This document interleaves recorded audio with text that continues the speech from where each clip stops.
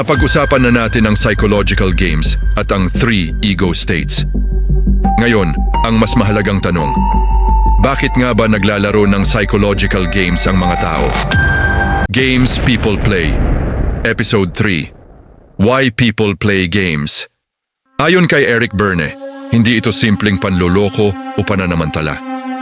Kadalasan, ang mga larong ito ay unconscious. Hindi natin namamalayan na ginagawa na pala natin. 1. Para makakuha ng strokes o atensyon. Lahat ng tao may emotional need na mapansin ang presensya at maramdaman na mahalaga sila. Sa psychology, tinatawag itong strokes, anumang uri ng atensyon, papuri, simpatiya, kahit galit o away.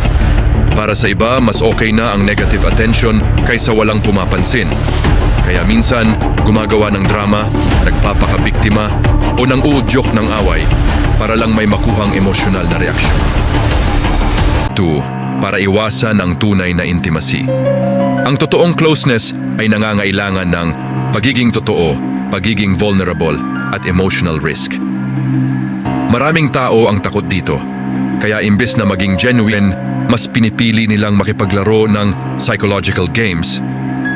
Dahil may script ito, may pattern at mas kontrolado ang emosyon. Mas ligtas maglaro kaysa maging totoo. 3. Dahil nakasanayan mula pagkabata ayon kay Eric Berne, maraming psychological games ang natututunan sa pamilya. Halimbawa, kung lumaki ka sa bahay na puro sisi at drama, posibleng madala mo ito sa adulthood. Nagiging automatic ang paninisi, pagpapakabiktima, emotional manipulation. Hindi dahil masama kang tao, kundi dahil iyon ang nakasanayang paraan ng pakikipagrelasyon. 4. Para protektahan ang ego, minsan, ginagamit ang psychological games bilang depensa. Imbes na aminin ang kahinaan o pagkakamali, mas madaling mang-gaslight, magbintang, magpaawa, o ibaling ang sisi sa iba. Pinoprotektahan nito ang pride at self-image.